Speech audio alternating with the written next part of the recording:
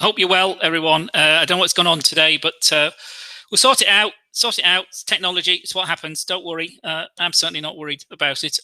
So I don't know. I might be just talking to myself. But anyway, NFP day, 100,000, around 100,000 was expected, 75,000. Earlier in the week, Reuters quote had around about 100,000. They've since reduced it, the Reuters poll, down to 71,000. And the Bloomberg experts are talking about about 50,000 now. They were at 88,000 earlier in the week.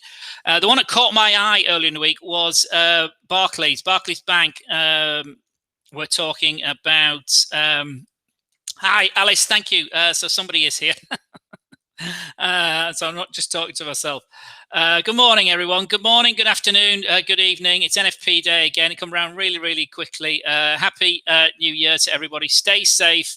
The pandemic hasn't gone away, but thankfully we got the vaccines. I've just seen some news that the Moderna vaccine has been approved by the UK. It's already approved in the EU and the US, and obviously the thing now is to get it, rolled out around the world. There was the AstraZeneca one is approaching EU regulation approval next week. That's a much cheaper version of the vaccine, their derivative of the vaccine, the AstraZeneca Oxford University, and that'll be around. So let's take care and be very careful out there. So I'm a bit late. We've come in at minus 140,000 jobs payroll. That's a big hit. Let's just go through the numbers as they've come out. So headline number minus 140,000. So even Barclays at a minus 50,000 underestimated. Big miss. 71,000 was the final estimate here on our calendar here. 360,000 though last time. So it's been upgraded last month's number by over 100,000. Or nearly 100,000, from 245,000 to 336,000. So that's a relative positive number. The key participation rate has stayed the same. Earnings have leapt up to 0.8% from 0.3% last time, and expected to have fallen to 0.2% this time. Interestingly, the higher rate unemployment rate has fallen. So the U6 is now under 12% at 11.7%. So this actually, although the headline is a massive miss, the actual numbers are actually quite positive. Unemployment rate has ticked down again. It was expected to move back up. It hasn't ticked down. It stayed the same at 6.7%. And the average hourly earnings on an annualized basis for December has come in at 5.1%. So a big tick up, must be some extra bonuses kicking in there. So 5.1% from 4.4% last time. So and weekly hours is down to 34.7%. So overall, the headline, which always grabs the attention, will be relatively viewed as negative, because it's a negative. It's a decline in new jobs. So there aren't any new jobs being created. It's been drawn down to 140,000. But remember, we've had this anticipation from the ADP number on Wednesday, which was a negative 123,000. And yesterday's weekly claims, which was close to 800,000. That's the weekly number. That's much more sort of a shorter time frame calculation. So here, as you can see on the euro here, we've dipped down to 122.35 initially. And now we're sort of this is the 5-minute. Remember, we're stuck here under this 200 period moving average. We're having a go at it in a moment at 122.50. So still relatively well bid. It's now nestling around this 20 period moving average here. See how we've gone flat, as you might expect, before the big news comes out. So there we go. So I'm glad you're all here. Rash is asking about the yen. Rashes, let's have a look. What the yen's done as well. Remember, the dollar's been up for 3 days against the yen. This is the 5-minute again. If we got to the daily, see the third into our big third day up. We're capped at 104, but we've rallied over this key 103 area. See how we've been big old trend down. This is the daily time frame for dollar yen. But as with the euro here, that 5-minute one again had a go at 104.00, big round number. But again, another pair that's been going sideways into the number data coming out, as you might expect, down to 103 73 bad looks of things, but so yeah, big miss. Interesting, as I say, the things that caught my eye there, big beat for earnings, huge beat for earnings at 5.1%. That's a big number. Remember, every NFP I always talk about earnings being key, and that's a key number. There's obviously something within the deep level of the data which I haven't got now at the moment. But we'll have a look at that later, and we'll update you on the analysis page. So have a look what we say later on. And a big upgrade to last month's number. So 336,000 for the last month's number. So much better than expected. Well, 100,000 upgrade from last time, but still way under the 700,000 that was expected last month. But this month, a negative call for NFP. The other data that's come out today as well is obviously, let's just actually a quick look at sterling. Sterling stuck at 136 and moving down, so it's relatively dollar positive. There's the sterling 5-minute 200 period there at 135.71.3. So that's key support just under the daily pivot point there. That's that one there. So sterling perhaps to test that as we move forward, as the data gets digested. Rashish,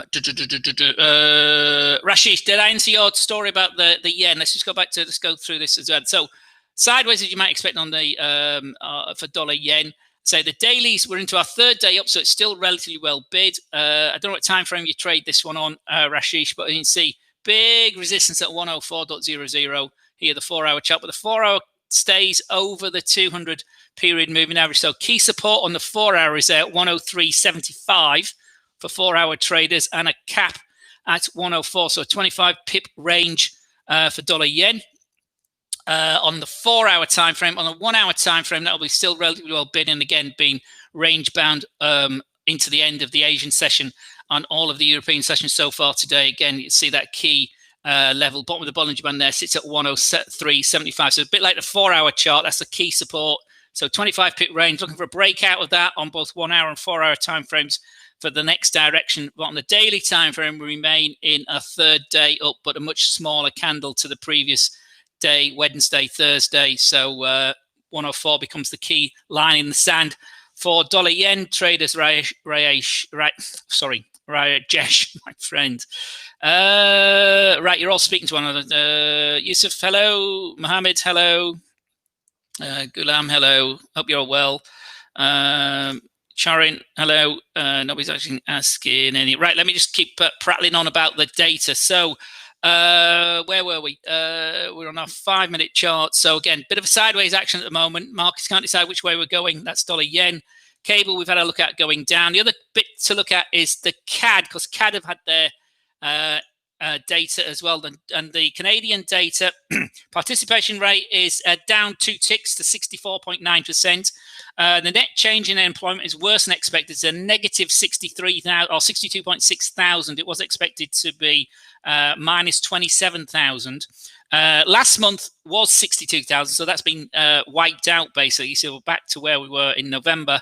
And at wages, again ticking up back like in the United States at 5.43%, and the unemployment rate has ticked up 1 tick, which was expected at 8.6% in north of the border in Canada. So again, weak number for Canada, weak number for the United States. From a headline point of view, from payrolls, just recap again, minus 140,000, but a big rise in average hourly earnings.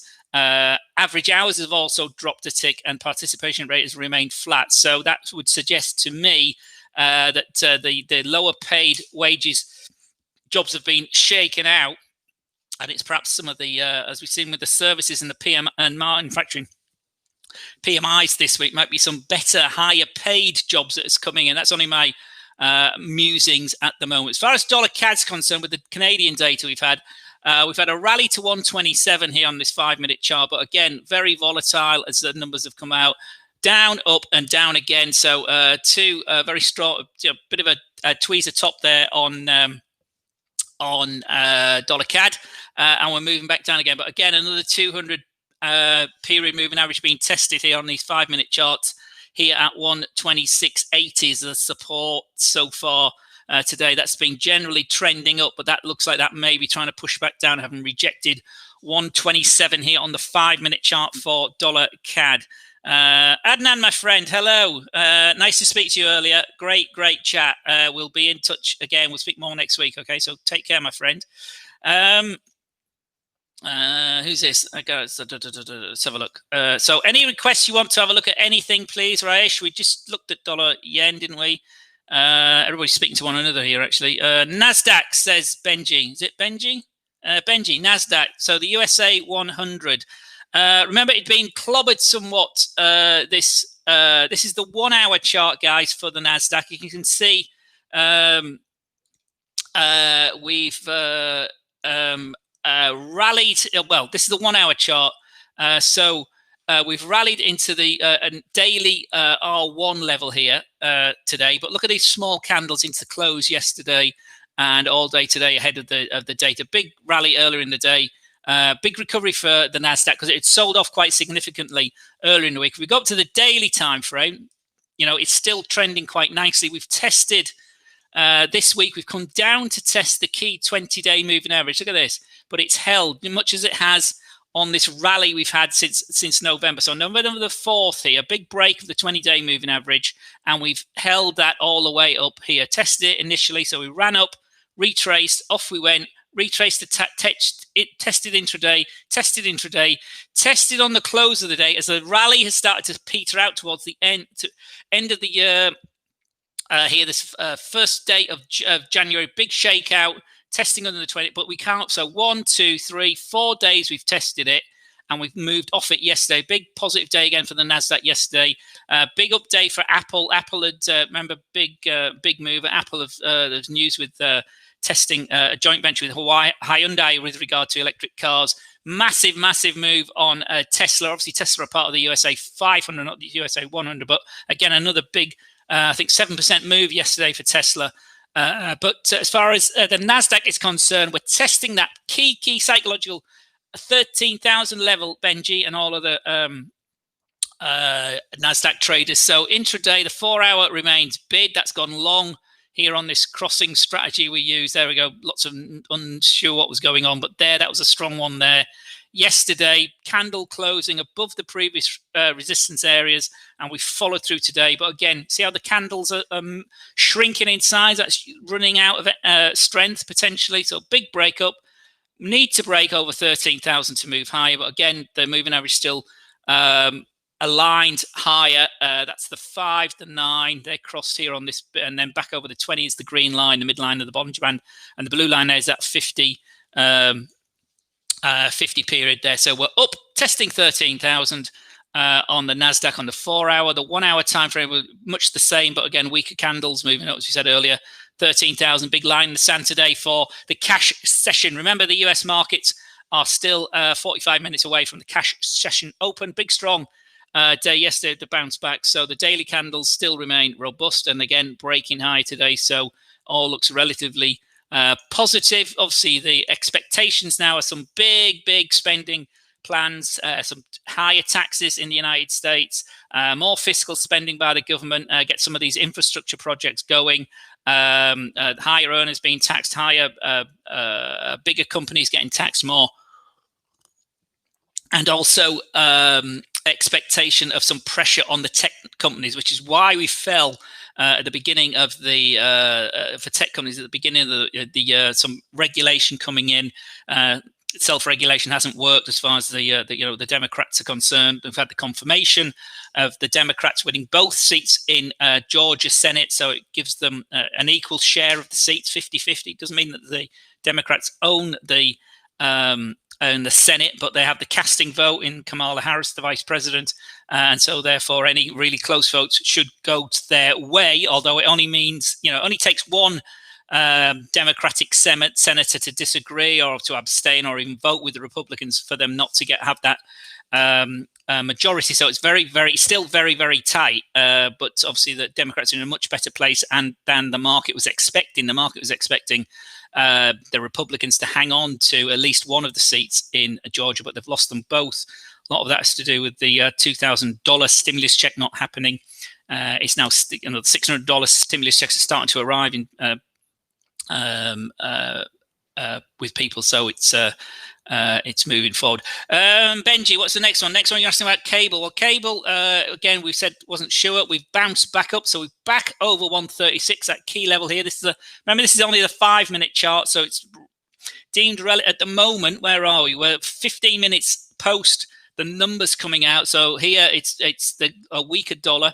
If I just shrink this one, just bear with me a second. You can see here, these are all the dollar charts here. I know they're a bit small, but you can see this is the dollar has gone down against the Swiss franc. It's gone down against the Canadian dollar in the last 10 minutes. It's gone against the Kiwi here. This is the Aussie down here, this bottom left-hand corner here. The Aussie's ticking up back over 77.85.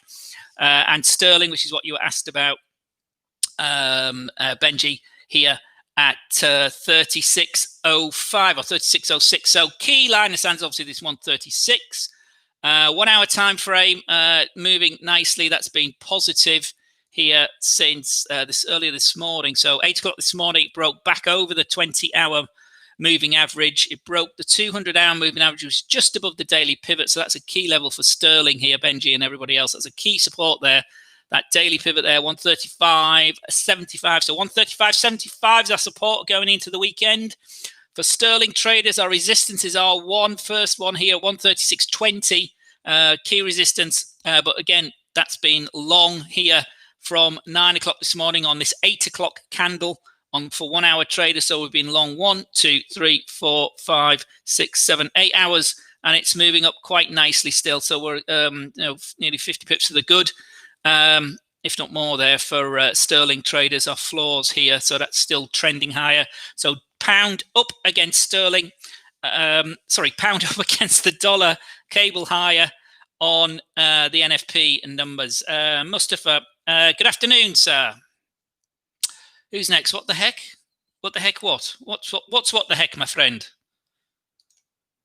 Who's next? Do you think Bitcoin will continue to go up? It's parabolic, Ravi. It doesn't matter what I think. It doesn't matter what anybody thinks. It's that's what markets do. They move. Here's the Bitcoin market. We've went through 40,000 today.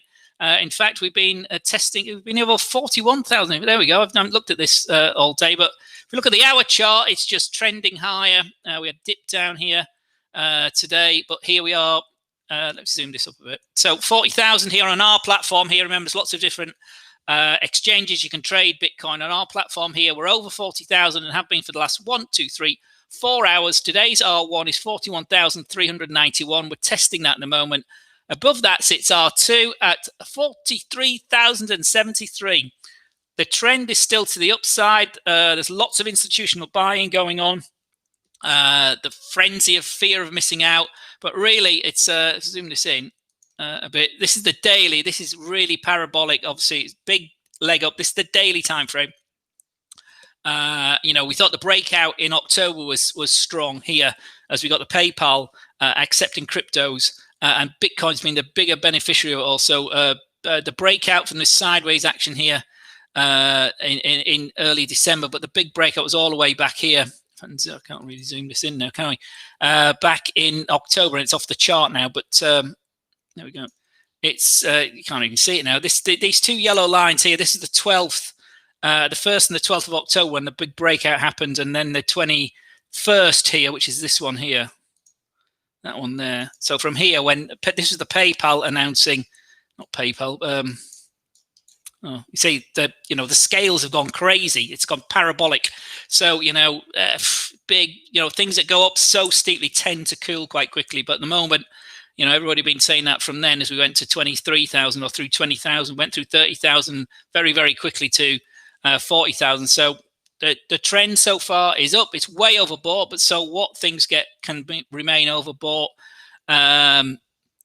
for a long time. Just indicators are just that, they're indicators. So here we broke the 70 period on the RSI here, on the 14 period RSI here back on the 16th of December, and it's just continued to go up. Here you can see we broke it here as we were talking about at the beginning of October, and it stayed over that all of October.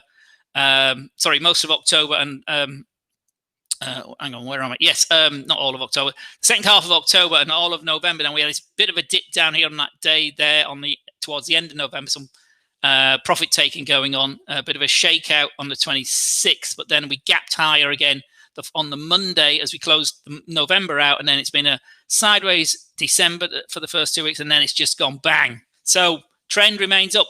Again, doesn't matter what I think. Off we go. Remember, we had that big headline grabbing announcement from JP Morgan in the week, talking about $146,000 per Bitcoin in the longer term, but certainly that's the number that grabbed a lot of headlines.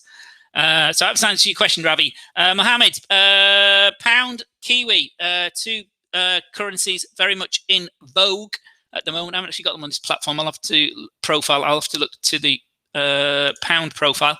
Mohammed, again, a pair that's sterling recovering. These are all the pound crosses, so you can see fairly sideways. What do you say? Pound Kiwi. Pound Kiwi daily, generally trending lower under our 20-day moving average here for all of January. Let's have a look. We've got a strong Kiwi, remember. So this is daily time frame. 200 daily is all the way up there at 194.40. The 50 period moving average is there at 109.45. And the 20-day moving average is there at 188.77. And today we trade at 187.10. So the trend remains to the downside as it has for the last couple of months. In fact, high here takes us all the way back to the summer. This is August, and it's trended lower ever since. Those highs getting progressively lower, the lows getting progressively lower. The line in the sand was this intraday low there at 185.13, which is interestingly just our S2 today. So again, gap down this month. We zoom in there. That's short. So the 4 hour and the 1 hour will be short, definitely. So there we go. Down, over, down again. Under the 20 period, under the 50 period, under the 200 period. So again, 4 hour nicely trending lower, and the 1 hour a bit more choppy, no doubt. A bit of a sideways action on the 1 hour. Where are we? Here we are. So 1 hour trying to get up this floor. So the floor this week for sterling Kiwi has been there at 186.30 or 186.31. We've rallied off that, but we don't want to go above the top of the Bollinger Band. So that's capped. So we got resistance on the 1 hour at 187.40. We've got the R2 level. Sorry, R1 is there at 187.75, and then the 200-hour moving average at 188.12 is the next three key resistances to get this pair going higher. Support so far today has been at 187.00. So again, another big round number coming into play. And our low today has been around 186.70. So 20 pips to the downside potentially. Remember the Kiwis already on their weekend, and in the UK they're still at lunch. It's what time is it? It's 10 to 2 UK time. Adamant, hello, my friend. Christopher, what's he saying? Oh, dearie me, I've lost you. Where did we go? Gold, first gold. Oh, hang on a minute, I've lost my... somebody's trying to spam me. Oh, dearie me. Christopher, go away. Send your crazy messages to somebody else. Devane, hello. Needs for round to repair. US oil, says Devane. Devane, US oil. Massive rally for US oil. We're over 51 yesterday. 50, that key $50, big psychological line in the sand, $50 a barrel, guys, for any oil trader, any oil chart. So let's have a look at, where am I? Let's look at my profiles intraday. So oil, US oil in particular, got a big bid earlier in the week with the outcome from the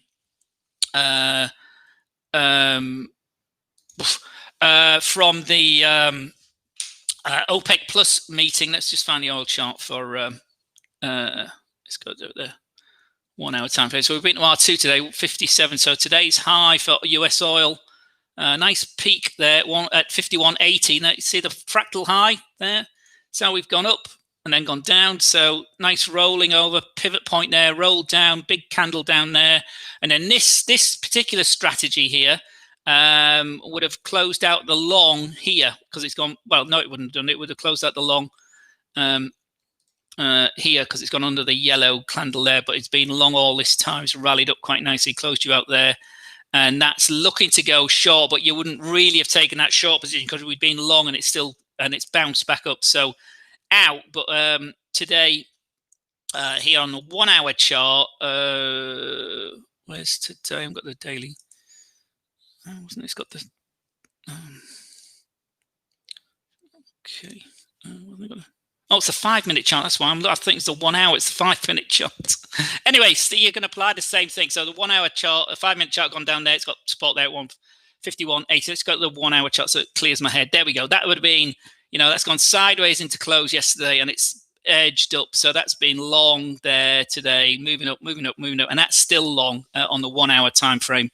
To the upside. So we got resistance, as we just pointed out there, on the 5 minute chart of 51.80, just above the key R2 level. So again, it's bid the oil. And if we take the daily time frame, here we are, strong bid here from these lows at the beginning of November. So we had a very strong November, very strong December for the recovering oil market.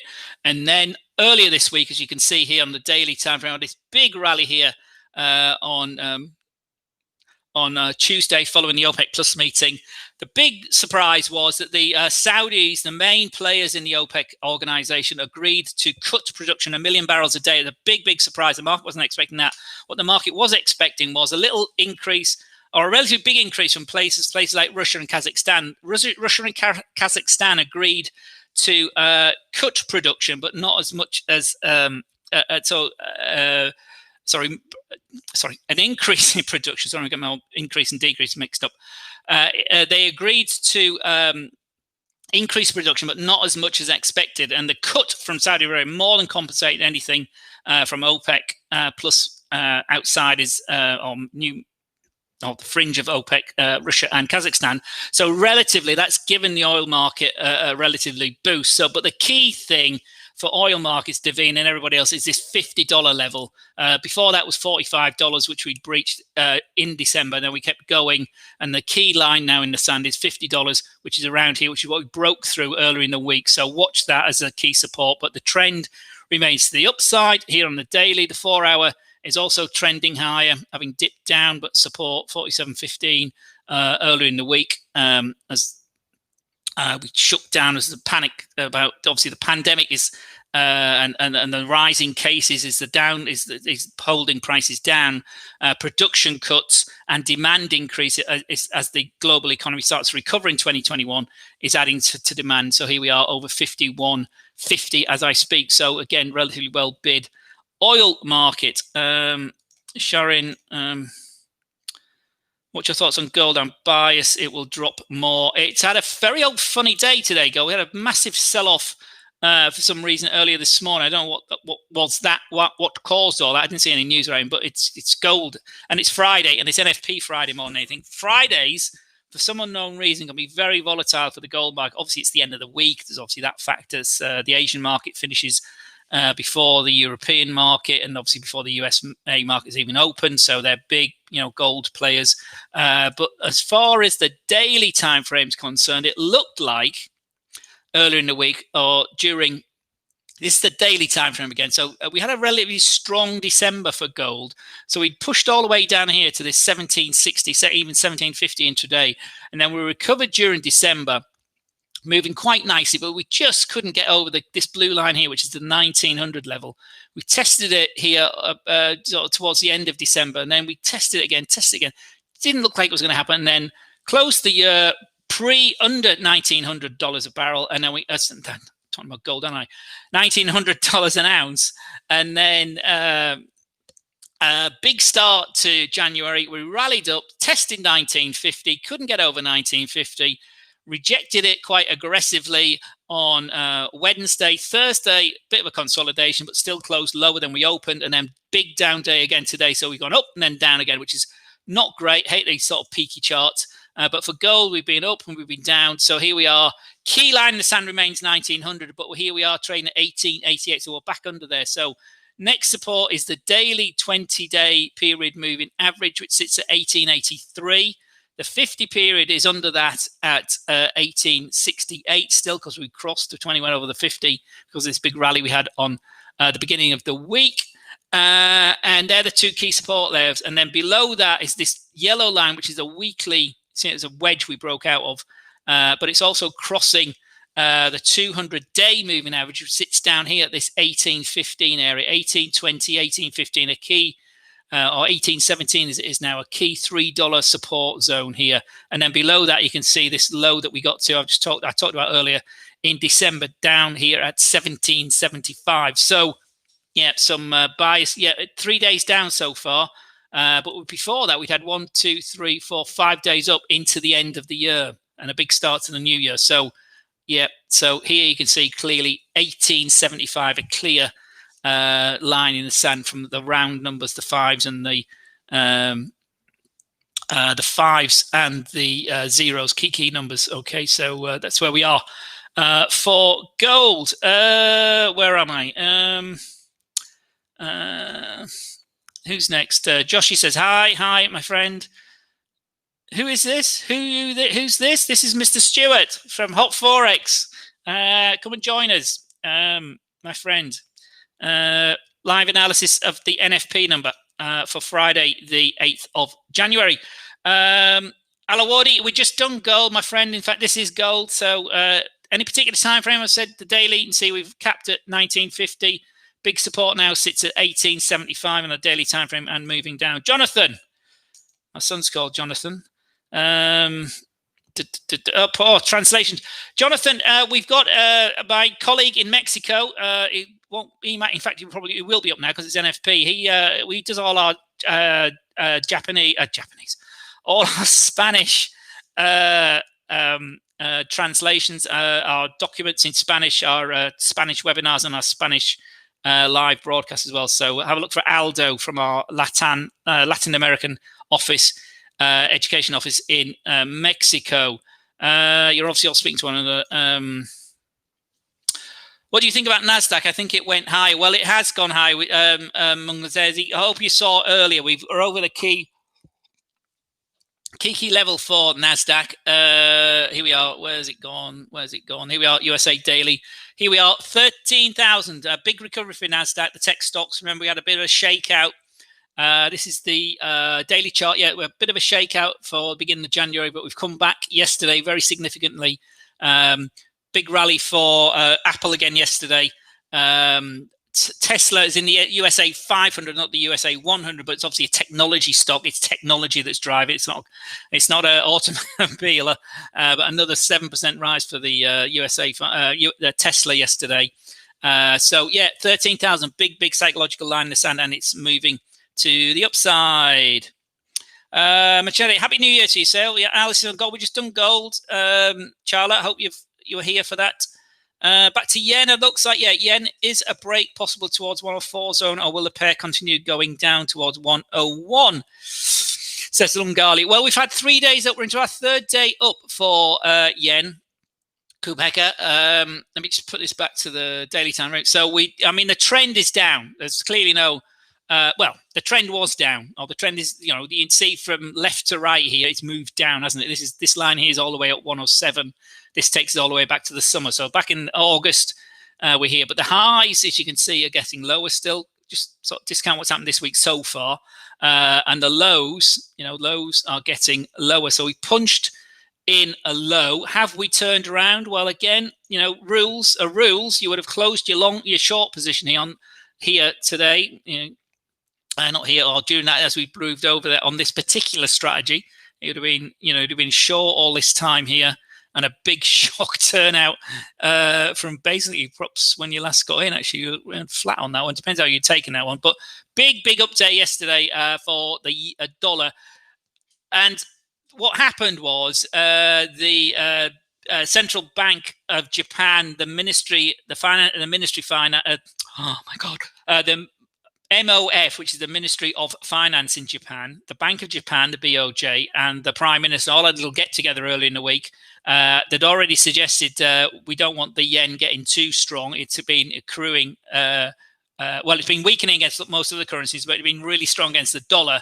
And so that sniffs of intervention to me. But that's, you can't speculation or what's actually happened.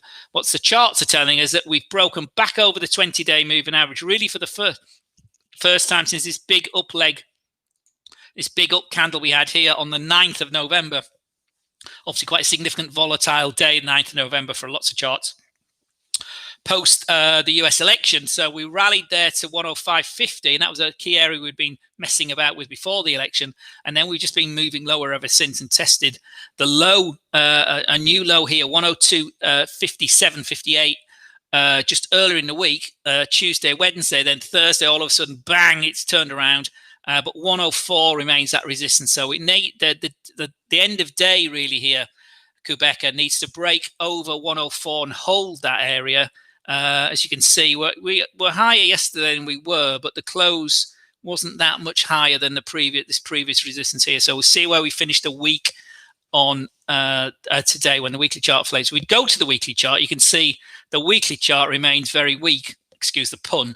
But again, going to the 20 period moving average here for weekly charts, that's at 104.50, and it's been under that since the tweeter top here, but it's been trending lower, as I said, all the way for all of 2020. Basically, here we are. This is the week. This is the week of the 16th of February. Is our weekly high. The annual high for dollar yen was all the way up here at one, just shy of 112, and here we are all the way down at 102.50. Some 10 months later. So that remains weak. The higher time frames, the weekly and the monthly, remain tight. If we go to the monthly again, you see the monthly's been trending lower for a year and a bit from these highs at the end of 2017. 2018, I should say, at 114, which we couldn't get over, and that was going back this year. And there we go. So trending lower still, dollar yen on most of these time frames. The daily looks like it may have turned around, but needs to break 104 to move higher, basically. So yeah, you're right. It's probably 101 might be drawing it more, but at the moment today, see where we finish. 101 might be just a step too far low, but we shall see how it all pans out. But again, biased to the downside. Dollar yen. Thank you for your question, Quebec. A nice one. Who's next? Faisal, hello, my friend. Precious, we just done Nasdaq. Precious, hope you've didn't miss it. Inshallah, my friend. Faisal, my friend. So look, gold, Mohammed. Hope we just looked at Mohammed. Did we get gold? Do you want me to do it again? Let me know if you want to do it again. We just talked about it. Head and shoulders on oil. Indeed, Alpha. Yes, yeah. Let's have a look at what Alpha's talked about. If you really don't know what we're talking about, depending on your time frame, short-term time frame, I guess. But for me, that's trending higher on the daily. It's trending higher on the 4-hour and the 1 hour. I don't know what time. I don't know what period you're looking at for a head and shoulders, Alpha friend. Let me know. Dollar CAD, yeah, dollar CAD. See how that's panned out. Since the data's come out, this big headline miss at minus 140,000 on NFP. The dollar had weakened, but the Canadian data wasn't great either. But let's have a look. This dollar CAD. So dollar CAD, as we suggested when not suggested, but as we thought. On that, this is the 5-minute chart. We looked like it was going negative, testing that 200 period. Indeed, it did. It's moved all the way down. Oh, it looks like it's all the way down. This is a 5-minute chart. Remember, it's moved down and put a bottom in at 126.70 on the 5-minute time frame. So that's gone down, and that's still short there if you're using this strategy again. That was your entry there at 5 minutes. So 5 minutes after the news came out, we were lower than our 20 period moving average there at 126.87, and you've gone all the way down to 126.70. So 17 pip gain there just on your 5-minute chart, and it's still short because it's under the 9 period moving average there. So still short there on the 5-minute. The 1 hour continues to move lower. That's been lower and shorter since yesterday afternoon. 126.64 looks like a bit of support from Thursday. The low on Wednesday was even lower than that, wasn't it? We were down here at 126.35 on Wednesday. So again, airing to the downside. I don't know what time frame, Emmanuel, you're trading dollar CAD. but we saw the 5 minute. That's the 1 hour, sort of relatively sideways there on the 1 hour. We haven't really punched below 126.75, which is basically where we are now, but and capped, and we can't break over the pivot point at 126.95, and certainly the big psychological 127.00 is capped. That pair today, they both had relatively weak numbers, so it's sort of cancelling each other out at the moment, but a break either side of that. Certainly we'll test the low here and possibly S1 at 126.58 as the cash session gets going in about 25 minutes in the US. The equity market's open in about 20 minutes. Stravana, cable's been, well, it was up, it was all 136 last time we looked, didn't it? Here we are, 136.20. So that's continued to accrue since we last had a look at this. This is the 1 hour time frame, but that's been long, as we said earlier from this morning on the 1 hour. That's been long since 8 o'clock. And it's now rallied over, held 136 and ran to R1. So there'll be some profit taking going on now, which looks like that might be happening now. But on the 1 hour time frame, you're still long with this because we're still above this 9 period moving average. They're nicely aligned. That's the 20, that's the 200, that's the 9 and the 5. So they're not actually aligned. The 200 should be down here. But it's still trending up, but obviously capped at R1 at the moment, but still moving higher.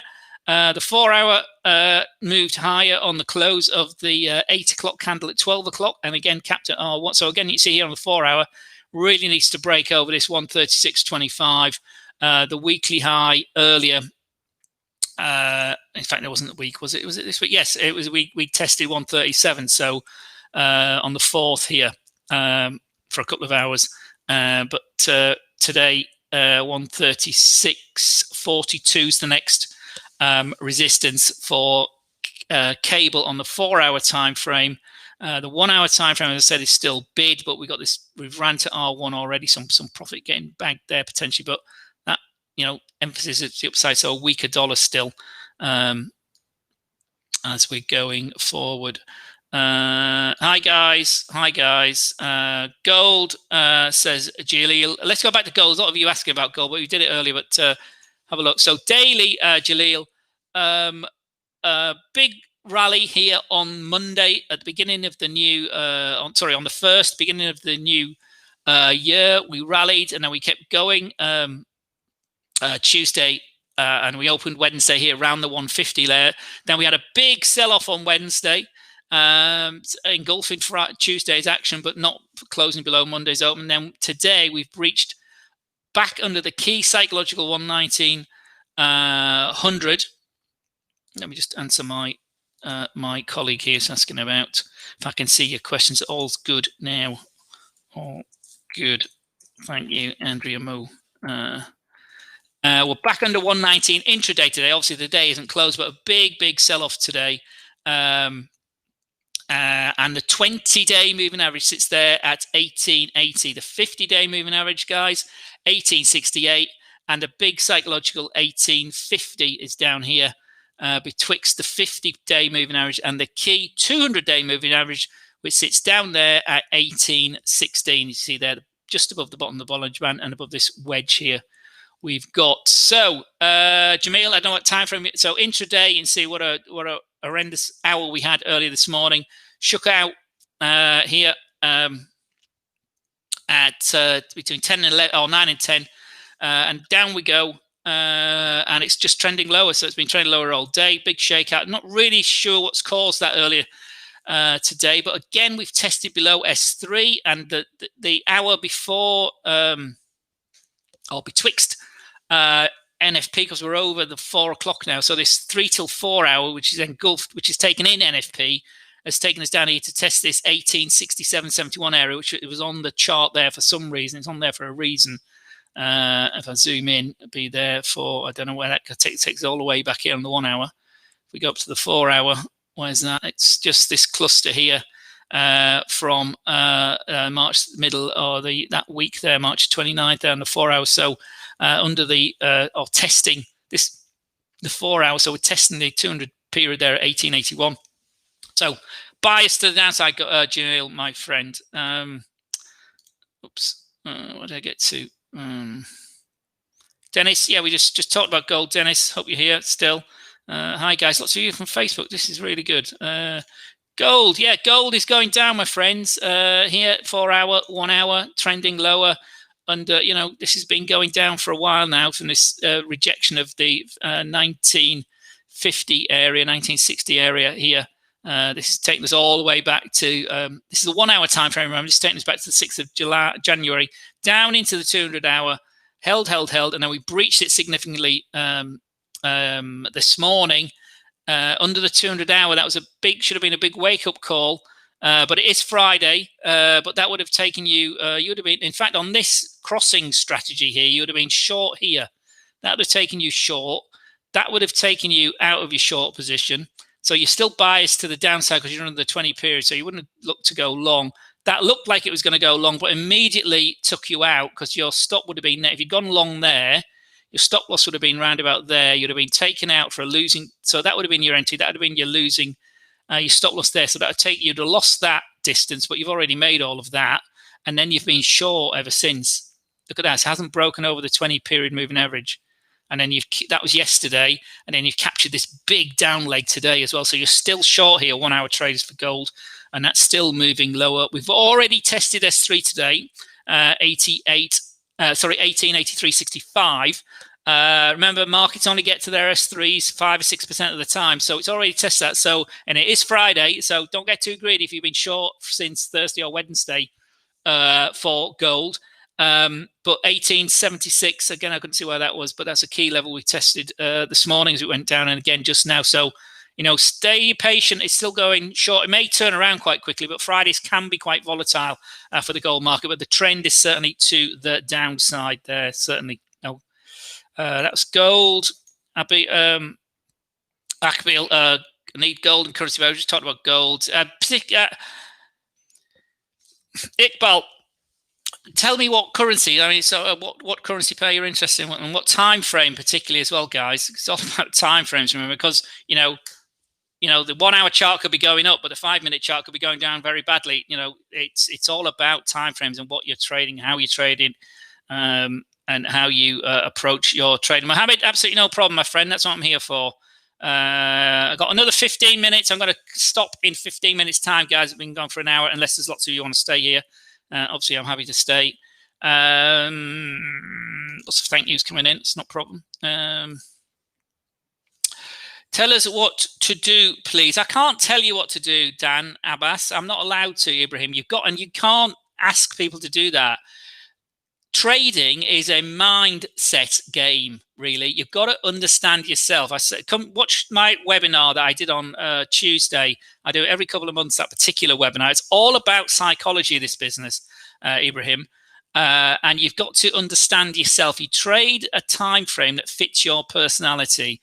If you're trying to be a scalper and trading like tick charts or 1 minute charts, if you can't cope with the action of being in, being out, and switching, not getting committed, and being able to go short and then long, short and then long, short and then long, and doing it quite quickly and staring at the chart and having a system and getting in, getting out, getting a very tight spread, only trading 1 or 2 assets, there's no point trying to be a scalper if you can't be like that. If you can be like that, that's fine. But you've got to decide what sort of personality you are, what sort of risk management you have, how much can you afford to lose, much can you afford to cope with emotionally and psychological. That is the fundamental thing. Not looking at charts, not listening to guys like me on the internet and YouTube talking about charts and indicators and all the rest of it, or price action or whatever it is approach you have. You've got to understand yourself, guys. You've got to understand yourself. Thanks. It's a pity you guys don't come this year to RSA. We met last year with my students. Joe Berg, it was a guy in a blue shirt. We don't wear blue shirts, Sergio. We tend to have our white shirts. Can you see my white shirt? I can't see. Let me stand up. There we go. White shirt. I've got a proper red tie, but I've got my. There we go. We don't tend to have blue shirts on, Sergio. And certainly not in South Africa. But if you're in South Africa, Sergio, go. I mean, our office is in Sandon, on the corner of St. Catherine and West. That lovely building on the corner there, in Sandon. So go and see the guys there. We'd love to see you. So and hopefully, I'll say touch wood, we might get to see each other this year. Who knows? The vaccine's rolling out. I know they've got a big spike in cases and hospitalizations again in South Africa, but we'd love to come and see you. Dash Percent, hello, my friend. Dash Percent, did you actually get the book in the end? Excuse me, Dash Percent won a book in one of our webinars. I'm assuming it's the same Dash Percent. Marketing, I can't remember what marketing said. I think was there a problem getting it? I think there was, wasn't there? He won the latest book by Jack Schwager, The Unknown Market Wizards. Great little book about 12 very, very successful traders. And Jack Schwager writes these books. He's been writing them for 30 odd years now. And this is probably the 6th or 7th one he's wrote about market wizards. So The Unknown Market Wizards. I haven't actually got a physical copy of it here. I've got an electronic copy of it. My son's got a physical copy I ordered in London. But anyway, Dash Percent. Pound Kiwi. We talked about that earlier. Somebody else was asking about pound Kiwi, and it's at some key levels, I think, remember? No, the courier service is not available. Oh, I see. Okay. Never mind. Perhaps if we meet one day, my friend, I might bring you one. Okay. Wherever you are. I can't remember where you are. Are you in India or you in I think you're in India. Anyway. Kiwi, pound against the Kiwi here. 1 hour time frame. Let's zoom this in. Again, trending lower. So the trend is down, basically. We got the support here at 186.30 or 186.31 from Wednesday and Thursday on the 1 hour time frame. Doesn't want to move back up. We're playing around really. That's very much a non-trending here on the 1 hour time frame. So we've got resistance today at 187.75. Can you see that, guys? Let me zoom that up. So the 1 hour time frame has that resistance there at 187.75, and we're very much sideways. We got support at the pivot point and the 20-hour moving average at the psychological 187, and we're above the 50 moving average. So we're biased to the upside. The parabolic SARS there's flipped higher as we've broken back over the 20 period here. But remember, this is the 1 hour. If we go to the 4 hour, you can see that that's still trending lower. It's trying to get over its 20-hour moving average, but it can't. It's running out of energy. So big candle here, smaller candle, and then a smaller candle now. But obviously, that's just started. This is just the start of the 4 to 8 candle here. The MACD, as you can see, is negative. It seems to be turning up. Stochastics looking like they're coming back to life here, moving up. But RSI 44 not doing much here in the 4 hours. So key support at 186.30 on the 4 hour time frame and the daily time frame. 4 hour trying to move up, but we've got resistance at R1, which I just said before is 187.75. The 50 period moving average on the 4 hour sits there at 188 itself, and then R2 on the daily sits at 188.60. So that's the key areas to the upside. To the downside is at 186.30, he said, and then S1 sits there as well within a few pips of that on the 4 hour and the 1 hour. Very much sideways action, but to the upside with this support running through there at 186.30, and it's not looking too exciting, is it? Between the R1 and pivot point. But if we zoom this in again, you can see generally down support here, 186.30. We've bounced off that Thursday and Friday, but we need to, if this pair is going to turn and move up, this is the 1 hour time frame. We need to break that R1 on the daily time frame. We've got to the other extreme. You can see the trend is still to the downside. The lows are getting lower and the highs are getting lower. So we've got the 200 period daily moving average, the 50 period daily moving average, and the 20 period moving average there, the midpoint of the Bollinger Band, all trending down, and the trend remains to the downside. And our target again was that one. Would be that, the support, not rather than the target, is 186.30. That's a low we've been to this week that we tested in December. And interestingly, 185.15, that spike intraday here on the 12th, the 11th of December is your next low, which sits below the, if I zoom in, sits below the that level there from here, from December, the December low, just below our S2 today at 185.15. So again, daily, that's still trending lower. Now then, where did I get to? Oh, there's lots of you come in here now. Oh, God, I'm getting spammed now. Oh, David, go away. Leave me alone.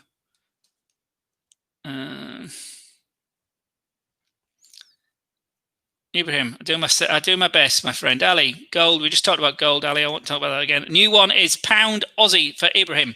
Pound Aussie is here. So a bit like, if we zoom this in again, Aussie very much in demand. So a strong currency. So is sterling to an extent, as we can see here, towards the end of December into January. But again, who's got the upper hand here? Well, Aussie has the upper hand because we're still under our 50-day moving average. Is here. We're just now struggling with our 20-period daily moving average. So for January, we got a higher support than we had in December. Our low in December and November was back here through there at 174.25. Our support in January is here at 174.50. So that's our key support there. But again, for this pair to move to the north, Ibrahim, we'd need to break over 175 really again. So if we zoom in, we can see the trend still remains to the downside. 175.00 needs to break on the daily time frame to break this downtrend, and it may be what's happening. So you've got a bit of a rising wedge potentially here. It's a bit, it's not great. It's a bit weak, but so it's So a big psychological 174. We tried it for a few days, as you can see here in the middle of December. The excitement about the Brexit deal, perhaps, but then we moved down. So so in summary, 175 is absolutely key. But before that, and it may all happen on the same day, but the 50-day moving average, 174.80, 174, where's that? 174.89, so 174.90. So there's only 10 pips there, which is nothing for the Kiwi against the Aussie, is the resistance there on this 1 hour time frame. Okay, so moving up. If we go up to the daily time frame, zoom in, we can see that that has been down from the highs we got to here at 185 at the end of November and December. Sorry, it's the end of October, I should say. November down, December down very significantly, and here we are, January in to test this 174 average. So the daily time frame remains very much to the downside. We've got the 200-day, the 50-day moving average there, the 200-day moving average all the way up there at 188. No, sorry, 183 something. 50 days there at 178. So the trend is very much to the downside there. If I zoom that up a bit, there we go. So we're back under 175. So we really want to break back over 175. Maybe double bottom here and maybe rising, but certainly 175 is key intraday and certainly end of day. Who's this? Hello, Big Stuart. Do we know each other, my friends? You spelled my name wrong, but hello, my friend Tabalo. Anything you want to have a look at? Ask me. Elroy, Euro Yen. We haven't looked at Euro Yen today. What are we? This is sterling, so it won't be on there. So Euro Yen. Let's have a look at the Euro crosses. Euro.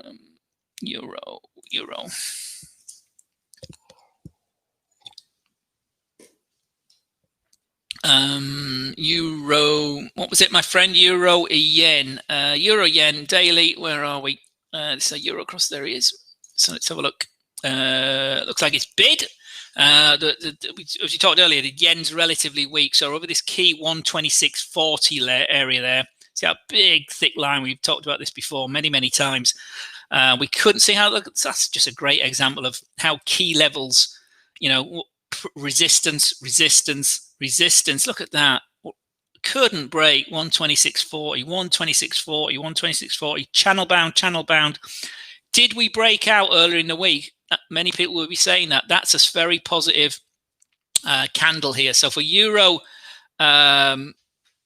Yen traders are stronger. The yen's weakening, interestingly. The Euro's picked up, but again, this is end of day. Remember, so here, if we look at the 20-period moving average here, the midpoint of the Bollinger Band, we've been over it. When did we break it? Well, it was under it there, but the big break was there, wasn't it? So last big positive candle. Remember with candles, candles, guys, size matters. The size of the body in particular matters.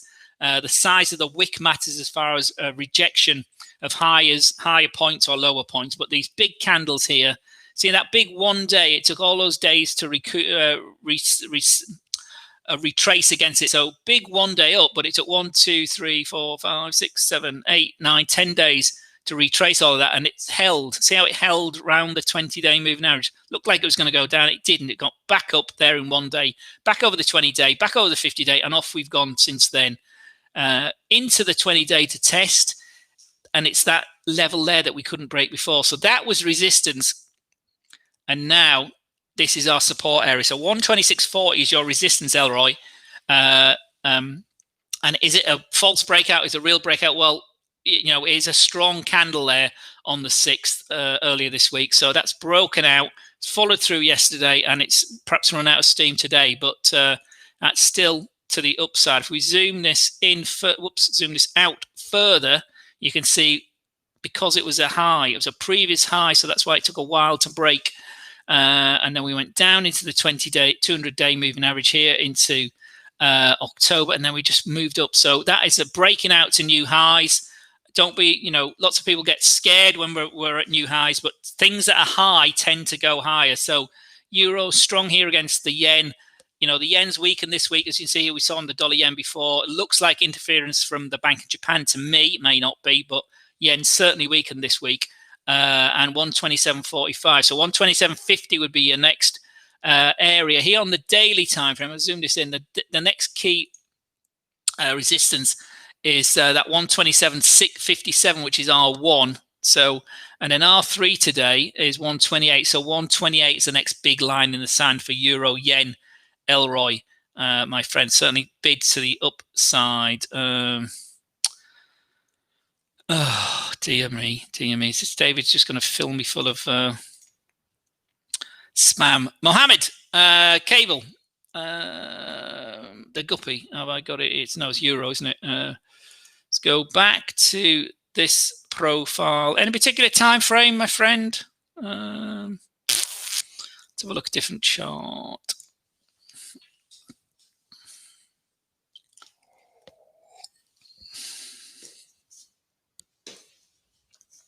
God, this mug I'm drinking out of now, this one here, B530 it says on there. It was a building on Pfizer's site in Sandwich in Kent in England. I worked on in 1999, 2000, so it's 20 odd years old, this mug. Pfizer no longer in Sandwich in the UK. Anyway, what were we looking at? Pound against the yen, the guppy. Strong week for sterling. As we said, yen weakening this week. This is the 1 hour time frame. So from these lows here on the 5th at 139.60, it's been all the way to the upside, hasn't it? And again, trend followers would still be long on this. So that's there's our 20-day or 20-hour moving average above it. So held there. So a bit choppy here would have been up and then out, up and then out. Up and up, and so your last entry would have been here because that's supported. You've been positive, and even if you'd got in here or yesterday here at 10 o'clock, you're still very much to the upside moving forward, and that's been long all day. Again, we might have closed out on the close yesterday, but again, that's been long from 7 o'clock or 8 o'clock, the 7 o'clock candle, 8 o'clock this morning.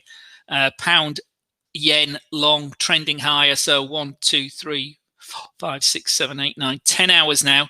And now over R1 and moving higher at 141.28. Next level is the top of the Bollinger Band, really, as it's extending there to 141.50 or 141. Yeah, 141.40 is the top of the Bollinger Band. The ATR, so it moves about 150, 15.5, 0.16. MACD being positive since Wednesday there as it broke over the zero line and trended up and up and up. Even stochastics, hasn't got oversold, all that. So look at this, stochastics. Last time it was in its oversold area, it broke out the oversold area. Here was further back Tuesday. So stochastics have kept you sort of edging higher. Oversold. Yeah, got a bit overbought, came down, but didn't. Yep. Yeah, so it's been trending higher here, pound yen, into the close for the week.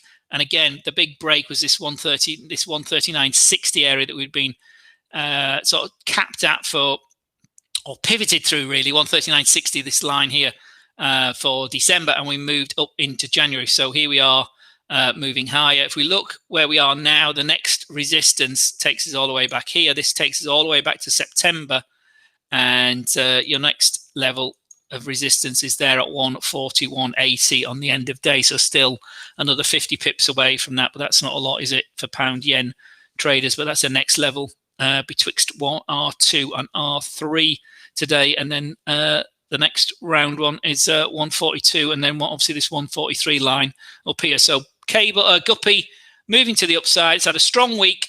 Don't get too greedy, but it's still moving up. Let's see how we go. Remember, the Japanese are on to their weekend already. Elroy. Hang on, I'm not talking to Elroy. I'm talking to Mohammed. I'm sorry, I've got my questions all over the place. Quebeco, that's not a problem. Queen, we've just looked at pound JPY. He's typed an F, but I understand. David, please leave me alone. Oh. Queen, we just had a look at gold, my friend. Looked at gold a few times today. Euro yen, Abdul, we just looked at euro yen. I'm going to do it again if you don't mind, unless you weren't here. Stick it in again. Abdul, stick it in again if you've missed me talking about euro yen. We talked about it a minute ago. Telegram, Shafiq. Telegram, send to me messages. Our Telegram channel, we publish at least once a day on the Telegram. And when, yes, the Dix, the Dow, nobody's asked about the Dow today, but here we are. The Dow, the USA 30, record highs, record close for all the US equity markets yesterday. The Dow, the S&P 500, and the Nasdaq, or the USA 100, as we call the Nasdaq on our CFD platform.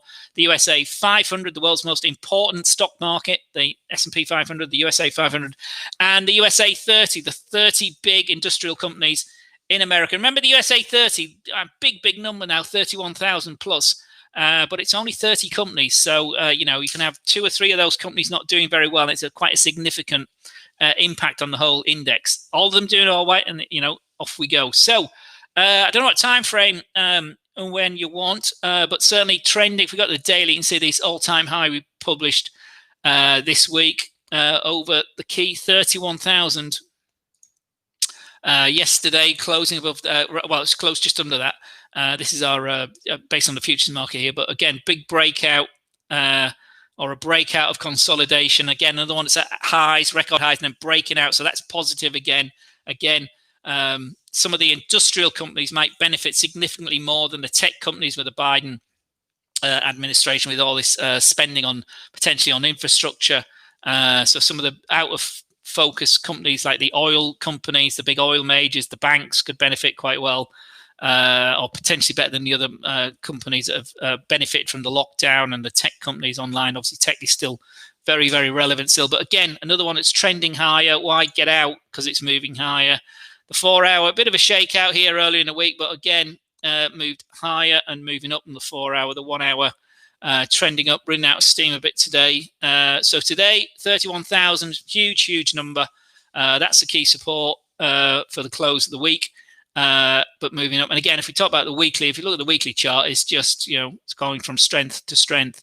So this is the weekly chart, remember, guys. So on this big shakeout here back in March, when we went all the way down to 18,500, here we are at 31,000. So thousands and thousands of points and pips on the S&P 500 from the depths of despair in the middle of March when the pandemic was raving.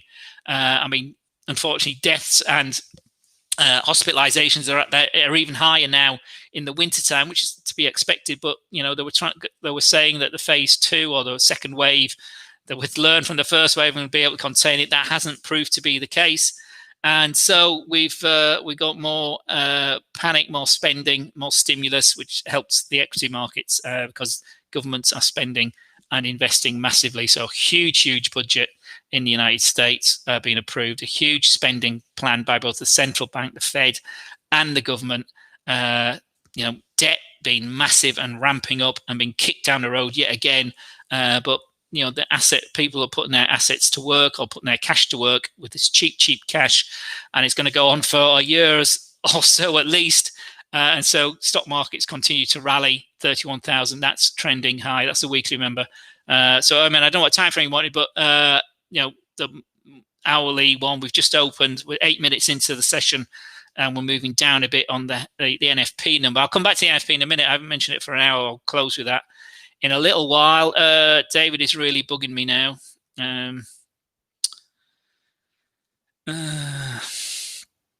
Guys, David just keeps spamming all of you here, but be careful about people you don't know. I mean, you may know him. Good luck with that. But this business is a risk business. You've got to manage your risk and understand what you're doing. Don't trust somebody that you don't really know. What's her saying? Please let us know your template set points. All right, okay, Mohammed. That's sorry. I was saying it. Sorry. Right, what we've got on here, this particular setup here, this is the 1 hour setup. The green lines, so you can see the green lines, everyone, that's the moving averages. So this is a measure of volatility. It can show you, I mean, I love moving average, Bollinger Bands. Did I say moving average? So Bollinger Bands. So the green lines are Bollinger Bands. So the outer line, and there's lots of ways of using Bollinger Bands. I haven't got time to go through them all today, but watch all our webinars on Bollinger Bands. But this is a great example of one way to use a Bollinger Band. It's called the pinch point, where the upper band comes down and the upper band and the lower band comes up. So they pinch in, they squeeze, or the Bollinger Band squeezes it. You'll see it talked about. And so that's usually means there's going to be a movement in, you don't know in what direction, but the Bollinger Band should help you with that. And here we squeezed at this point and we were in the upper half of the Bollinger Band. So this green line, the midline of the Bollinger Band, is the 20 period moving average. So here on the 1 hour time frame, this is the 20-hour moving average, which I use. I use the 20 period moving average in most of the trend following setups I have. And on this particular setup, the other lines on here are the blue line here, this one here, and the yellow line. These are two exponential moving averages. So we've got three moving averages on here. We've got the green line, the 20, the slowest moving one. Then we've got the 5, which is the fast moving one. The slope, there we go, 5 period moving average. And then the yellow one, the 9 period moving average. So that's the medium time frame. So the theory is basically when these are all aligned, i.e. they're in order. So here at this point, we've got the 20 below the 9 and the 9 is below the 5. That's what I mean by a line. That is biased to the upside. So that would have been a buy position. So that would have been your buy signal on this particular strategy there, around about is today's pivot point, and just above that 31,000. So again, it's a psychological level where you would have bought yesterday at 31,000. Who knows? But that would have been your buy point. Okay, and the way that's the moving averages and the Bollinger Bands. The other thing that's on here is the other key moving averages on here, or the other two key moving averages on here, is the higher time frames. Still, don't really use them in the short time frames, but they're can be quite useful. The 50 period moving average, and the more significant, the 200 period moving average. So there's 4 moving averages plus the 20 period from the midpoint of the Bollinger Band, and that's the moving averages. Here, these R and S levels, that's the pivot points. You apply that through your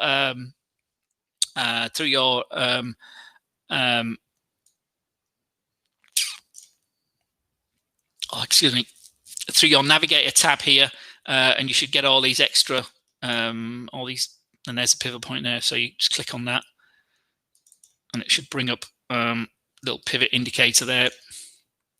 You set it up how you want to set it up. So typically, for the daily time frame, just use one bar count. You can change the bars, you can change the value you're looking at, but that's the default setting.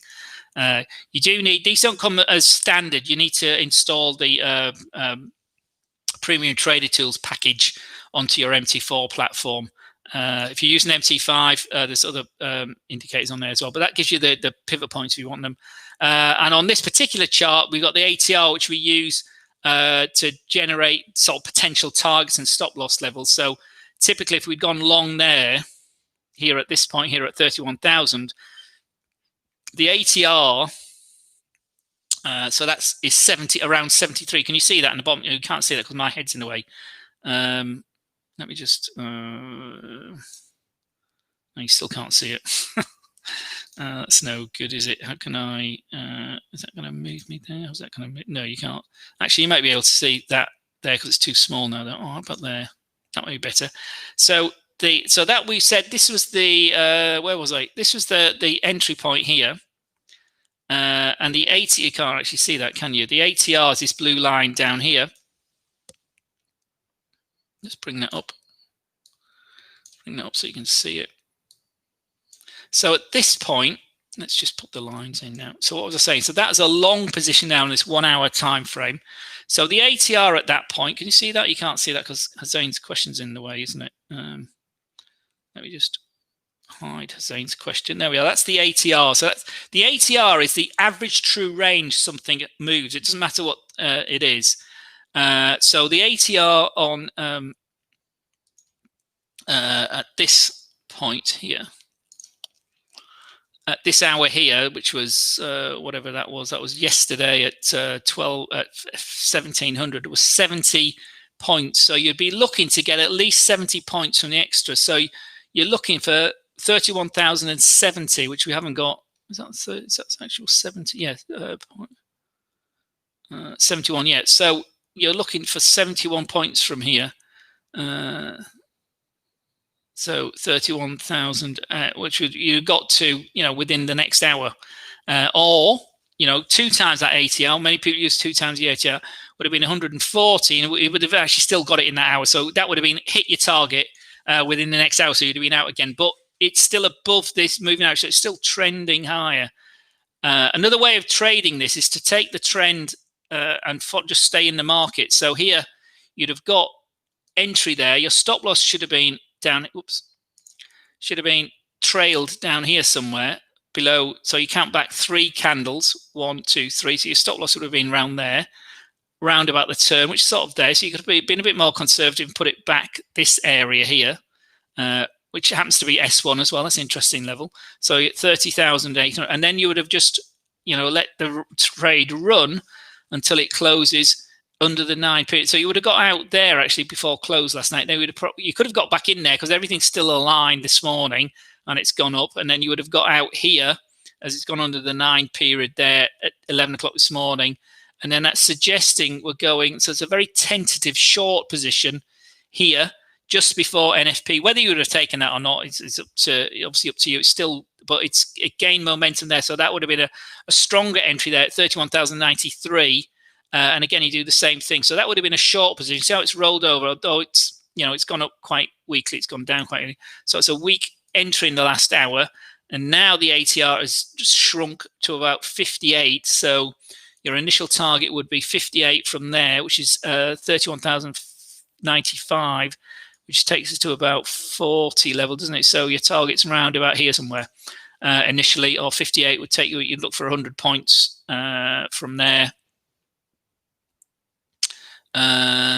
So you'd look to get back to the 31,000 basically is your target to the downside. So that's how that's set up. Who was asking about that? I can't remember who was asking about that now because I've got so much spam coming in here.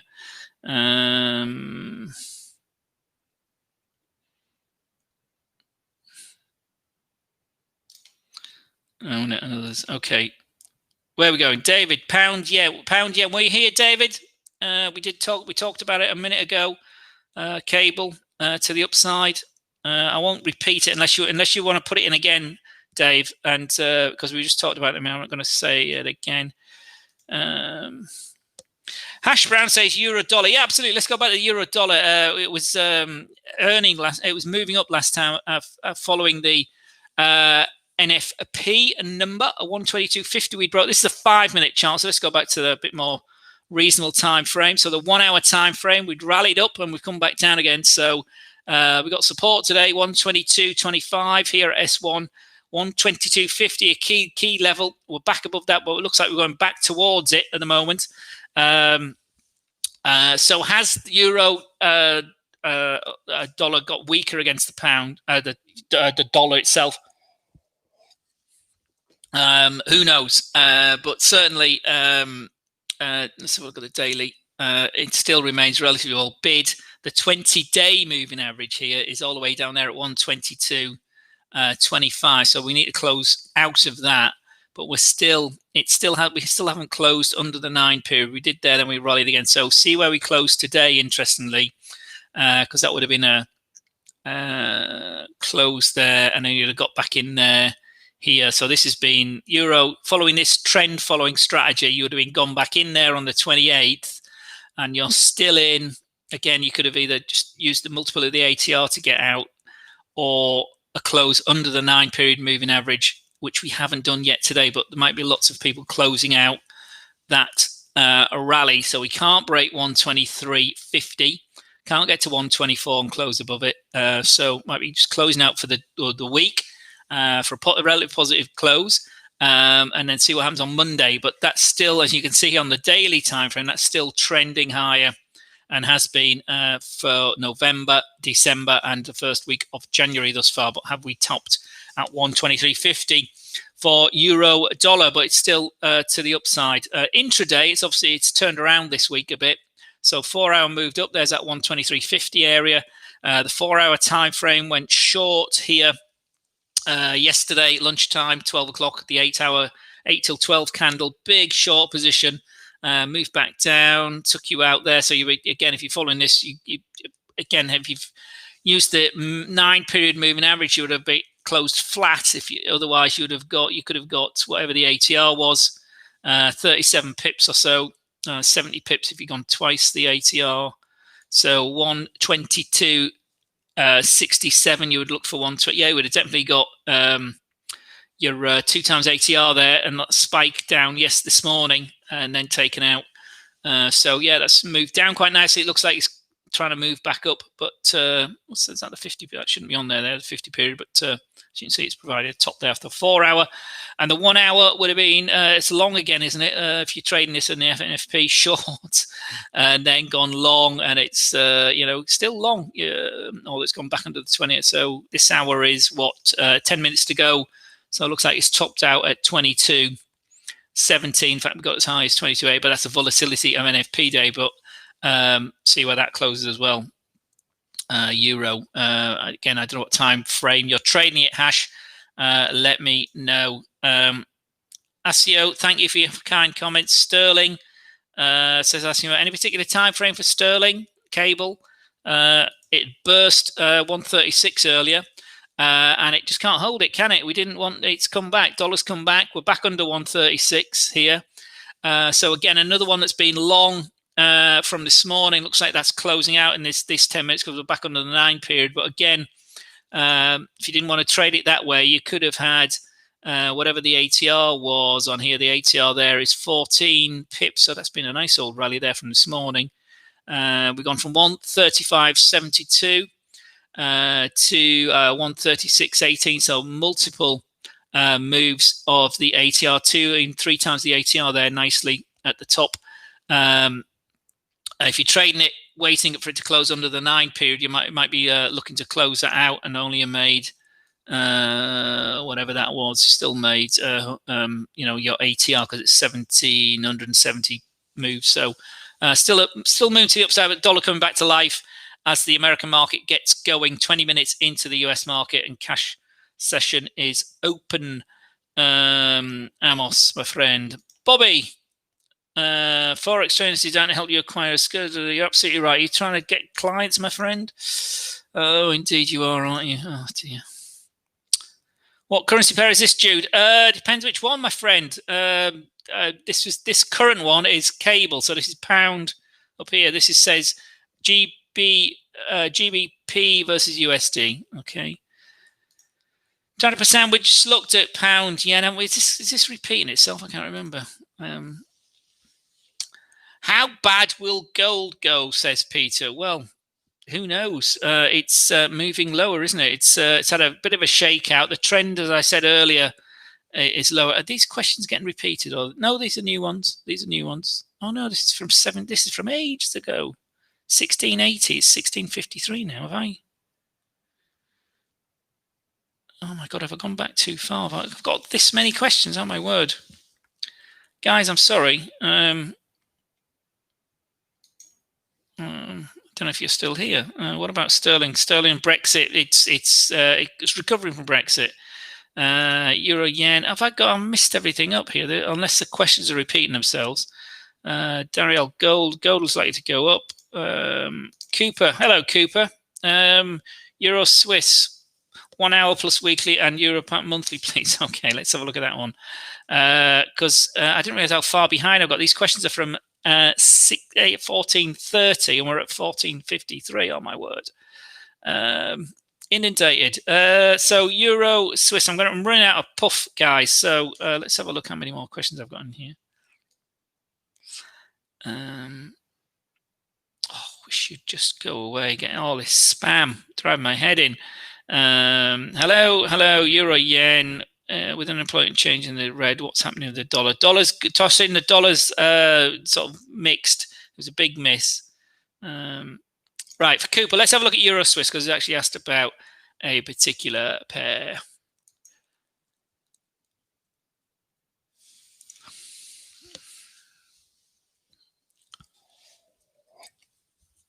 Guys, I'm going to call this a day in 5 minutes at the top of the hour because I'm getting really tired now and I've been on since 3:30. I'm going to recoup. So this and a few more that I haven't looked at. So Euro Swiss for Cooper, he comes here quite a lot, so I can do this. At least I can do this for him. So Euro Swiss, 1 hour.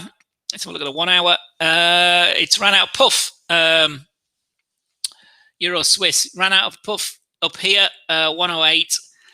58. It's been down into the 1 hour. And it's bounced off 108.26. So it's bounced off a key level here. That level 108.25. It's bounced off that. So that's weak, Cooper. It's under its 20 period moving average. It's under its 50 period moving average, but it's moved and bounced off the 200. So really, you've got support at that yellow line there, which is already in here for some reason. It's obviously a higher time frame, 108.25. S1 is 108.30, and then the 200 period on the 1 hour time frame is 108.28. So three key support levels there, and we're above that now. Now then, that looks relatively positive. It's bounced. You'd like this next candle to break over the 50 period at 108.38 to move up. If it doesn't, it could move back down. So if we break this 108.37, the 50-hour moving average, we could take it to the pivot here at 108.50. If not, could easily move back down under the S1 level and perhaps test this 200 period again. So all in the mix because we've been down quite a bit. But again, if we you look at the little Fibonacci for today, the high earlier was there, the low was there, and our key Fibonacci intraday here on the 1 hour sits around this pivot point here. Put the time frames on there. It's not on there. Okay. So this was today. That's our high there, 108.67. So we moved down to our low here, this 108.23 level, and that's our key resistance there, that 108.50 we just talked about. So it needs to break the 38 here, which is the 50 period, and then there would be a next target. If this doesn't happen, we could easily move back down to test the low again. That's the 1 hour. As far as the weekly is concerned, where are we? Well, let's just take that fib off. It's not relevant. Well, actually, leave it on. It's not going to affect the weekly, is it? The weekly is still bid. The weekly is still over its 50 and 200 period here from the beginning of November, which I'm sure you're aware of. The big support is today's S3, which is there, 107.85, which is we've been down there this week, interestingly, but that's a key support area. But that's been long for 1, 2, 3, 4, 5, 6, 7, 8 into our 9th week long. It's still to the upside. As far as the target's concerned for weekly, you'd want to break over this area here from May last year, which we did get to in December. So that's our next resistance there, 108.60 to close the week, but it's still positive. So 108.60 to the upside, and support is there, 107.75 on the weekly time frames. Cooper, cable monthly. Okay, let's have. I've got cable. Have I got cable here? I haven't got cable here. Cable on the monthly.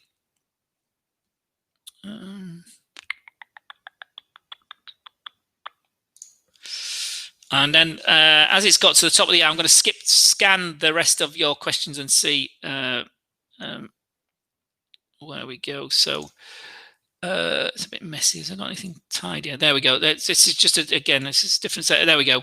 This is the weekly on the Fibonacci, not Fibonacci. This is the weekly with the Fibonacci from the lows here in April with Heiken Ashi set up here. These Heiken Ashi kind of a little bit different. But anyway, this is the weekly, and you see that is trending higher. You know, don't worry about it. 135, the big line in the sand. If we go to the monthly, a strong recovery here to the upside. So 134.5 has been broken, as you can see here on the monthly. So the extension, we've been doing this for our annual 21-21 outlook, Cooper. So have a look at that when we publish that. Hopefully we'll be pushing that next week.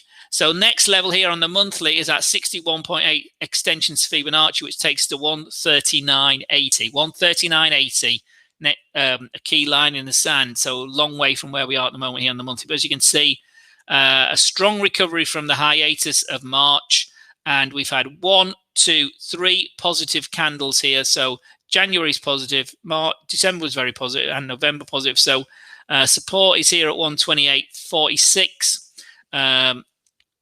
That last shakeout, and we're above so we're extending above the last down leg we had in on the weekly. That's a weekly fibs there, so that's a weekly fib extension at 138.80. So very much breaking out of this 135 level. So it could be quite quite an explosive breakout, and that obviously brings in the key 145 level here again. That's where that level is there, at 144. In fact, not 145, 144, 145 level for cable as well. If obviously the depreciation in the dollar continues, which just bring that up a bit, which many analysts are anticipating. So monthly cable, looks like it's broken out to the upside, and it's been going for a while since its March low. So stronger cable, stronger sterling, weaker dollar on the monthly time frames, 139.85, and then that key 140 level on 145 potentially to the upside on that one there. Right, let me have a quick look through some of these others, because I am going to call it a day if you don't mind. Tosin, we did talk about yen earlier. I know some of these are really old. Tosin, with unemployment, yeah, it was a big miss for. Let's just review before I go. Let's review. I can't show you this, can I? Because it's no, I'm sharing my outfit. So a quick review of non-farm payrolls. Headline: big miss, big miss, minus 140,000. The headline. Expectations had been reduced from 100,000 to only 71,000, but it was still a huge miss. To the positive side, though, last month's was upgraded by 100,000 from 245,000 to 336,000. It's still much less than had been going on in the final quarter of 2020. But interestingly, earnings wrapped up to 5.1% on an annualized basis.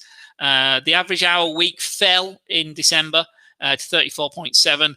Participation rate maintained. So we've got this reduction in jobs, ramp up in earnings. So it suggests that the lower paid workers are falling out of this market, which is why the average hourly earnings for the month was up 0.8% from an expectation of 0.2% and only 0.3% or 0.3% last month, and an expectation of this falling to 0.2%. It actually went up to 0.8%. So again, suggesting the higher paid workers were hanging around and lower paid workers were getting shaken out of the market. And that also could have been reflected in the unemployment rate staying stable at 6.7%. But better than actually a tick up, which is what the market was expecting, 6.8%, but it's still relatively elevated compared to where it's been. But the other interesting one, though, was the U6 unemployment. Lots of people don't look at that. It actually has slipped down again under 12%. So relatively mixed picture, although the headline will obviously tends to grab things, which is why we've had this weaker dollar since of minus 140,000. But certainly the unemployment rate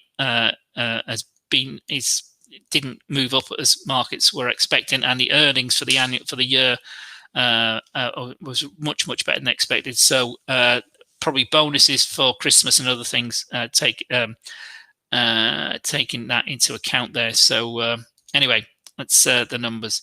He's grateful to Mr. Richards. I'm sure you are, my friend. So let's just go back to my crossovers.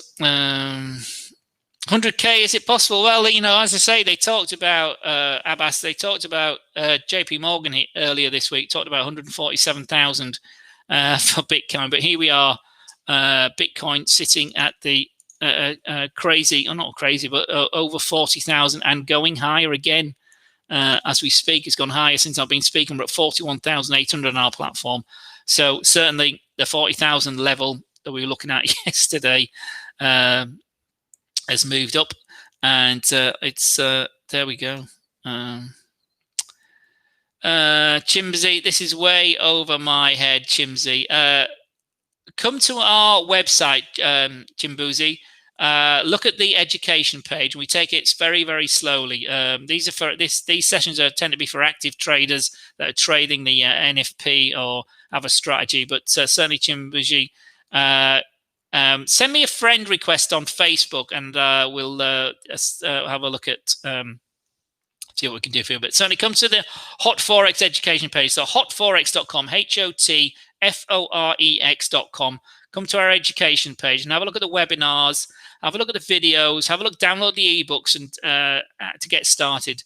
But remember, this business is a risk management business principally. So you've got to understand yourself, trade a time frame that fits your personality, understand leverage and margin and spread and what a pip is and all those sort of things. So be very careful with your money.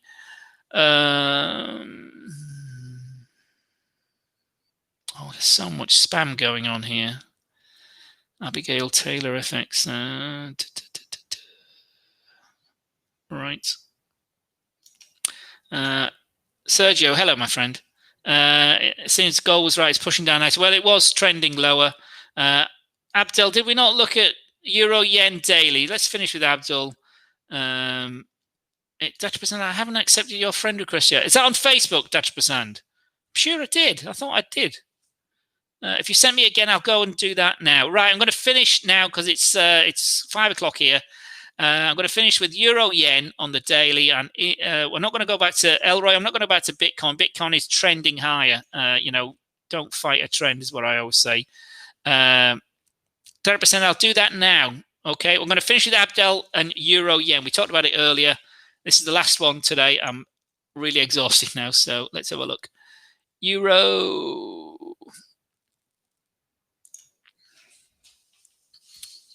I need something stronger in this mug now. Euro Yen. Elroy, it's no problem, my friend. Thank you for coming and thank you for your time. Stay safe. Where was I? It was Abdel. Oh my God. Euro Yen. Let's have a look. We looked at this earlier, didn't we? On the daily, my friend. Well, what do you think's happening, Abel?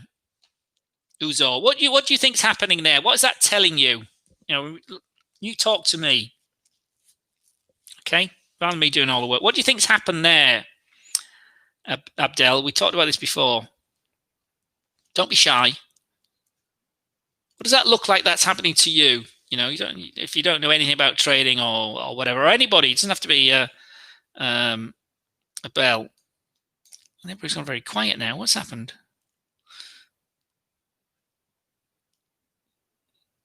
Abdel, are you still here? Where's it come from? Oh, you've come from YouTube. I don't know if you're still here. It might take a while to update. Anyway, let's talk about it. So this key area here, we talked about this before, 126.40. A key resistance as we were going up. So we've broken that now. It looks like, and it's perhaps a bit too early to tell because it's only happened earlier in the week, but on the daily time, you see how we've moved up. But again, for end of day traders, they've been long here. When I say long, because, you know, it was moving down. It's a big, strong candle here. We talked about this before, didn't I? I've talked about this more than once today. Big, strong candle here all the way back on the 9th of November. And as all gone, He hasn't commented. He hasn't answered me, and there's no more questions. So let me just talk about this. I'll leave Elroy's question on there. So big breakout here at the beginning of November. It was retraced, but it's held, and it's broken out. Yeah, so if Abdel's not here, I'm not going to go through this again. I called this again. Watch the replay of this, Abdel, and we see how we go. So let's just go back to see how things are finishing, or I'm finishing because I'm exhausted now. See where we are. So my default 1 hour time frames. Dr. Prasad, I will definitely. I'm sure I'd accepted you on Facebook, but let's go back. So euro, let's just go through the main crosses. So euro's very choppy, pivoting through 122.50. Dollar yen on the 1 hour time frame, as we said earlier, capped at 104. Doesn't seem to want to get under there. We've got key support at 103.58. Sterling cable on the 1 hour time frame, capped at 136.25 at the R1. Support at the 200-hour moving average and the pivot point. Bell, you are here. Sorry, my friend. Let's just go back to what you wanted, okay? You are here. Sorry, I jumped out. Right, let me finish this for you because you did ask and you've been very patient. So let me just go back to what you asked about, which was euro-yen. Right, so we'll come back to this in a minute.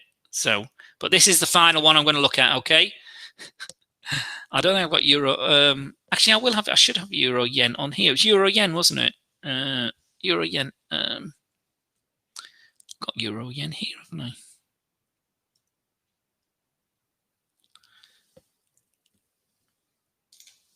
Euro. Is it euro yen? Yeah, euro yen daily. Yeah, absolutely. So it's a different chart to the one we were looking at a minute ago, Abel. But this is, as you can see, that's that key level, that 126.40 level, which was resistance, and we've broken through it in that channel there all of December, and now we've got a big breakout, or what appears to be a significant breakout of this resistance, this sideways action for all of December here earlier this week. And the key thing was at the close here on Wednesday at 126.99 or 127. That's exactly what you've put. We've broken through that resistance at 127. I'll come to your 127.90 in a minute, but we've broken that. It's closed. See why it's been added more buyers, because it's closed here on Wednesday above the close here at the end of December, and it's broken out of this congestion area here. So that's really positive through. So it'll be interesting to see where we close today. If we then zoom this in and see where we're going, we look to the left.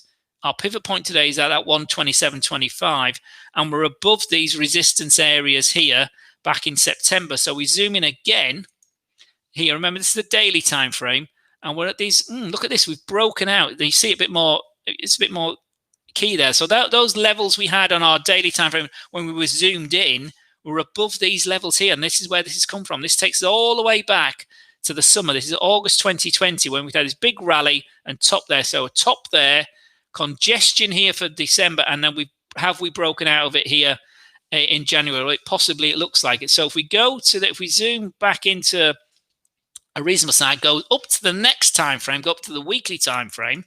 What's that telling us?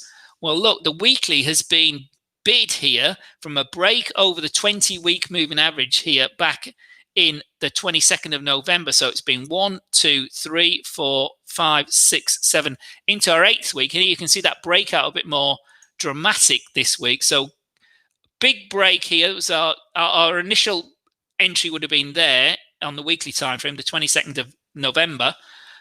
Big week here, the end of November. Then we went sideways for December, and then a big break this first week of January. So it's breaking out to highs. And if we go even higher to the monthly time frame, what is this telling us? Well, we'd been going down for 2018 and 2019 and 2020. We went all 20 down. Then we moved up here, second half of 2020. And here we are. Interestingly, look at this. This is the 200.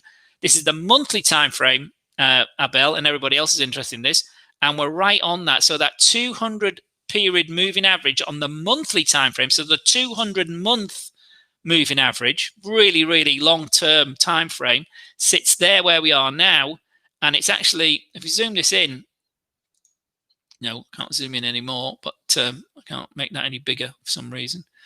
You can see that level there, the 200 moving average on the monthly time frame, is 127.14.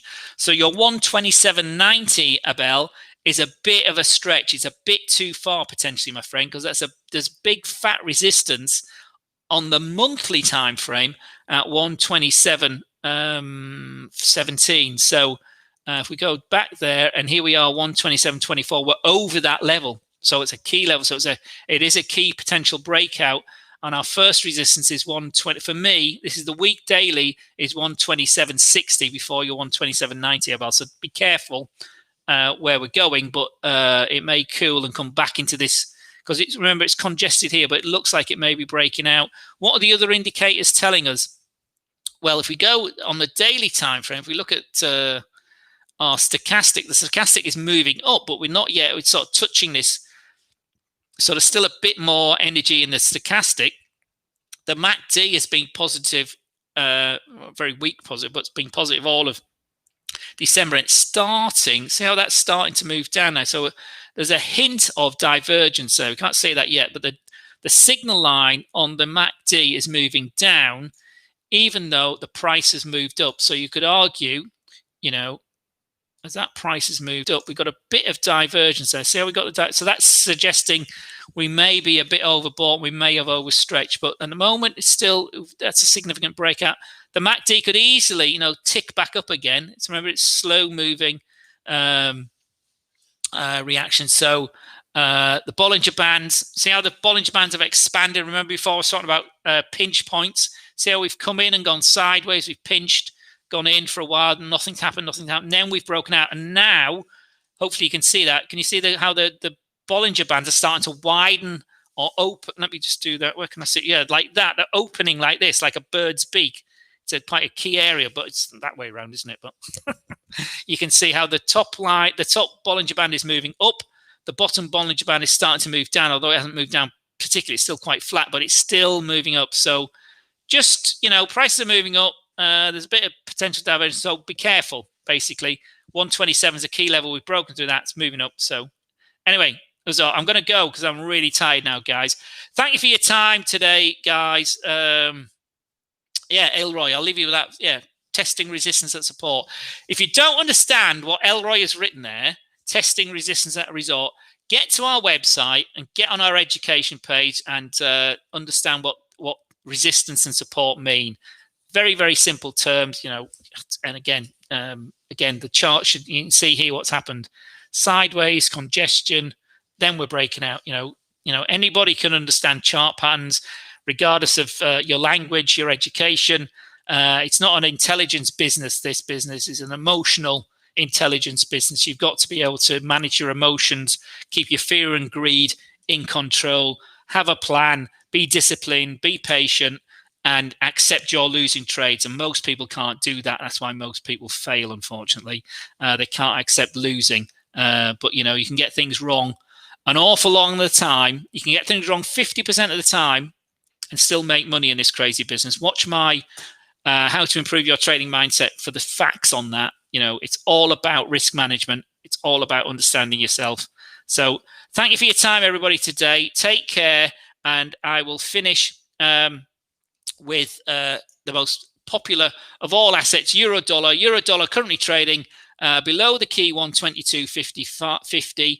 We're moving down 122.35. Support today is 122.28, but that's trending, moving lower here on the 1 hour time frame. So thank you for your time, everyone, and we'll see you all again. Have a safe weekend, and may the pips be with you, as we say. So take care, everyone. All the very best. Bye-bye.